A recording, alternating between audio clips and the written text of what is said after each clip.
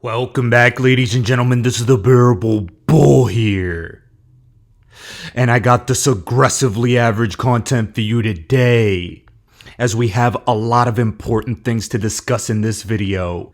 It seems to me like the entire crypto world has been filled with a lot of drama recently. And for me, I like it when things get spicy in crypto, because when there's drama in crypto, that means there will probably be some action soon. But that being said, I do have a couple quick announcements first and foremost. First of all, to my OnlyFans community, the platform has been down for me over the past 2 weeks, and therefore because of this, you haven't been able to get the content that I've wanted for you to receive. That will be made up to you as soon as the platform is up and running again. I promise you. And I will be having a surprise in order to make up for the time that has been lost. But not only that, for those of you that don't know, I have a mentorship program that you could gain access to on my website down in the description below, where we can jump on group or VIP consulting calls, get your personal needs met, and ensure that you maximize your success in this market and beyond. A lot of people have always told me they don't have anyone to talk to about this market or entrepreneurship as a whole, and that's why I created this entire program. You can sign up for a VIP or group consulting call, and that'll also grant you lifetime access to the university, where exclusive content is posted, and the Discord community, one that I believe is one of the best Discords out there. I'd also like to add that I currently have 80 VIPs under management at the moment, and I will be capping it at 100. So I'd highly recommend you get in if you're interested before I can't take any more, because at this point, it's about maximizing people's success before price, before things take off, before everything happens. And I think if you miss the cutoff, you will regret it. Now finally, for those of you that are VIP clients already, an email has been sent out with the follow-up call schedule for next week, and I highly recommend you guys get your time slots already. We have plenty of things to discuss, and I'm very excited to be re-meeting with all of you. Now, as far as the content for the day, I have this from Eleanor Tourette. And we have to remember what happened with the Bittrex lawsuit that the SEC brought just the other day. The CEO of Algorand, Stacey Warden, issued this statement in response to the SEC naming Algo a security. Algo has been deemed a security by the SEC in their Bittrex lawsuit, yet a lawsuit against Algorand has not been filed yet. But what I do have to mention is, there has been no mass delistings of Algo from major exchanges yet. I can still buy Algorand on Coinbase. We can still get it on most exchanges. I think iTrust Capital is the only exchange I can't buy Algo on. But the reason I'm pointing this out is because it continues to prove itself to be the case that the crypto industry acted in a coordinated manner against Ripple and XRP. You don't believe me? Where are the mass delistings of Algorand? I don't want it to happen.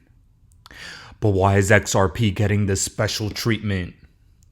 Why the hell can't XRP be relisted? It's being stated by Brian Armstrong, CEO of Coinbase, that they're preparing to go to court against the SEC. And my question is, why the hell not relist XRP anyways, since you did your best to comply by the law and you're still getting in trouble? It doesn't make logical sense to me. That's what's so frustrating. We have been targeted. And even Gary Gensler promoted Algo to thousands of investors as groundbreaking technology. Since then, Algo is down 90%. And I'm curious to know, is he going to file a lawsuit against himself for the promotion of a crypto that went down by 90%? Probably not. Gary, oh Gary, Are you there, Gary? Everyone genuinely just wants to know what the hell is going on.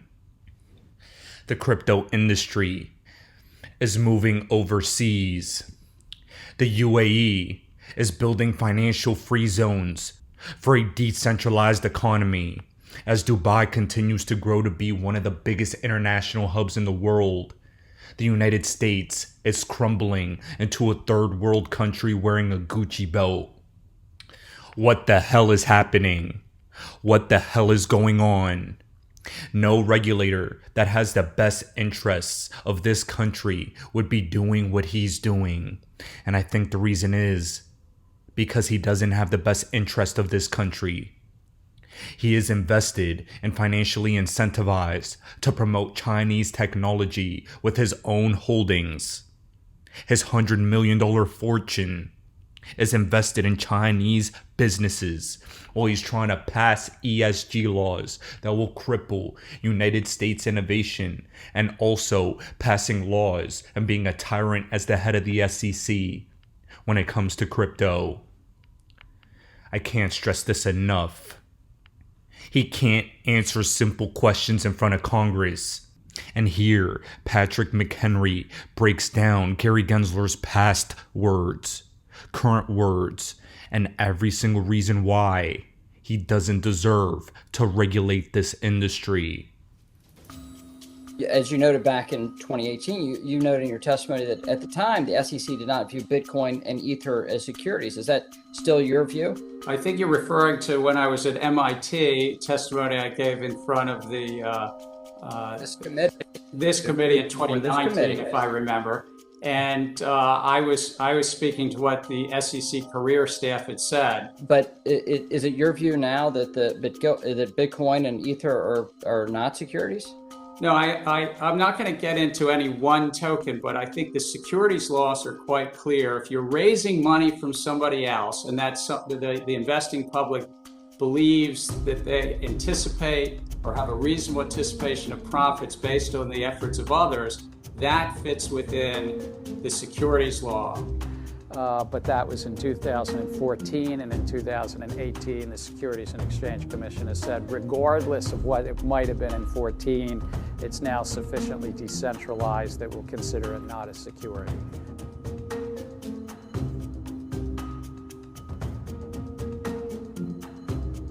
I'm asking you, sitting in your chair now, to make an assessment under the laws as exist. Is Ether a commodity or a security?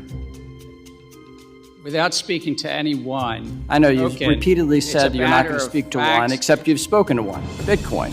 So I'm asking you to speak to a second one, the second largest market cap here. And speaking to the tokens, there's 10 to 12,000. If there's a group of entrepreneurs in the asking about one. The public is anticipating a profit based on the... I'm asking you a specific question, Chair Gensler. I said this in private. This should be no shock to you. I'm asking this question. Is Ether a commodity or a security? And again, it depends on the facts and the law, and if there's a group of individuals... I'm asking you about the facts and the law sitting in your seat and the judgment you are making. And so, Mr. Chair, I think you would not want me to prejudge, because I'm also... But you have prejudged on this. You've taken 50 enforcement actions. We're finding out as we go, as you file suit, as people get Wells notices on what is a security in your view, in your agency's view. I'm asking you a very simple question about the second largest digital asset.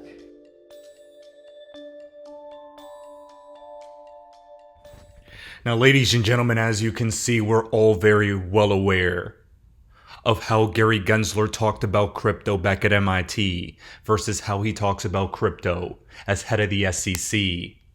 He can't answer simple questions because the vagueness allows him to conveniently gain more power. Warren Davidson has started a campaign called Fire Gary Gensler and points out 7 failures Gary has had. Abusing rule proposals by averaging more than 2 new SEC rules per month. 2. Inappropriately short public comment periods. 3. Unworkable and unlawful ESG disclosure mandates. 4. Hotel California rules for crypto.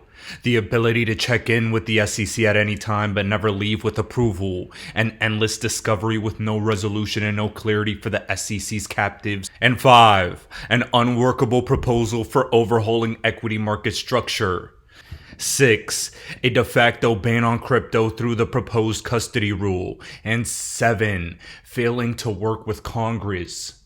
Gary Gensler at the SEC has caused more damage to this market than the scammers themselves. That's an unbelievable statement. But extreme losses, a 90% collapse in the crypto market since 2022, and many other factors prove that. Brian Armstrong at Coinbase stated he spent the day in DC meeting with members of Congress, and also stated they need US regulatory clarity for many reasons. National security, consumer protections, etc. What I'm here to tell all of you is, we've been lied to about crypto in every capacity.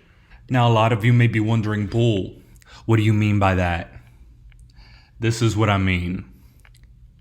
Bitcoin, the narrative and ideology behind it was a lie. And I'll show you exactly what I mean by that in just a second. Ripple was told a lie to come in and comply and work with us. So were exchanges. Hell, Coinbase was allowed to IPO. And now they're being told they're doing things wrong. Unbelievable. Plenty of digital assets. Plenty of narratives around crypto. Plenty of exchanges like Celsius, FTX, Terra Luna, the crypto project. All of these different things in crypto have been nothing but lies. And I think the biggest one is yet to come to the forefront that'll really screw people over. All of you need to understand one thing. Regulations have been something I've talked about coming on my channel every single day for years, and now it's finally here, and people are afraid. People are lacking patience, and people don't know what the hell is going to happen next. But what I've told you for a long time is going to happen is what's coming. 99% of crypto projects are going to die. Crypto exchanges that have not gotten sued by the SEC yet are most likely not going to make it into compliance in the United States and maybe even abroad. This is the reality of the matter. CBDCs are an inevitability. They will be passed. Almost every country on the planet is working on them as we speak, as I've continued to prove on this channel every day. And people wonder why I get so frustrated over Bitcoin maxi idealism. It's because they live in a fairy tale land. A lot of people want to call the XRP army delusional. Well, the entire foundation of your analysis over Bitcoin has been a lie. You don't believe me? Watch this. Buying on Silk Road, and he deposited his Bitcoin, and then when he withdrew it, there was a bug that gave him twice as many Bitcoin, so he kept creating more accounts, putting more money into Silk Road and getting more Bitcoin, and then years later, the authorities figured this out. James Song, the accused, had a Lamborghini, a Tesla, a lake house, and was living his best life, apparently, when the feds knocked on his door and found the digital keys to his crypto fortune in a Cheetos spicy flavored popcorn, and there's the tin of it, where he had a motherboard of a computer that held Is the there keys. a chance that this claim that you can have all these anonymous transactions actually fooled an entire market? Because it looks like that this anonymity has effectively been reverse engineered and there's no anonymity at all. And so what Bitcoin is quickly becoming is like the most singular honeypot of transactional information that's complete and available in public. And I think what this article talks about is how companies like Chain Analysis and others have worked now for years, almost a decade, with law enforcement to be able to map all of it. And so now every time money goes from one Bitcoin wallet to another, they effectively know the sender and the recipient. Isn't that incredible? Ladies and gentlemen, the entire foundation of the crypto industry was a lie. They said Bitcoin was anonymous. They made you believe that. A black market opened on the guise of anonymous transactions. And now we know without a shadow of a doubt that Bitcoin can be tracked easily, and it's actually more transparent than using cash, the US dollar, and numerous other banks across the planet. I can't stress this enough. The maxis are delusional. Bitcoin is not foolproof. And the reason I'm bringing this up now is because there's an important thing at play here in the world as a whole. The ability to understand truth is going to be very important in the years to come. Hell, we're even trying to figure out the difference between reality and AI nowadays. Misinformation and trying to abide by truth and act on truth is going to be the most difficult thing in the next couple years that are going to distinguish the people that win after the greatest financial collapse in history and the people that get left behind. I do my best on this channel every single day to try and help people not get behind and try and spread as much truth as possible. But I don't think I've done enough. That's why, ladies and gentlemen, I've told you all, I am starting a podcast outside of YouTube that cannot be canceled, that will not give me any more strikes, to ensure that all of you see with 2020 foresight all the problems and all the truth in the world, so you don't get manipulated. I'm excited to announce that podcast will be launching tomorrow with its first episode. And I'll be letting all of you know what platforms that'll be on as soon as it's launched. Now, ladies and gentlemen, this is the Bearable Bull here. Thanks for tuning in.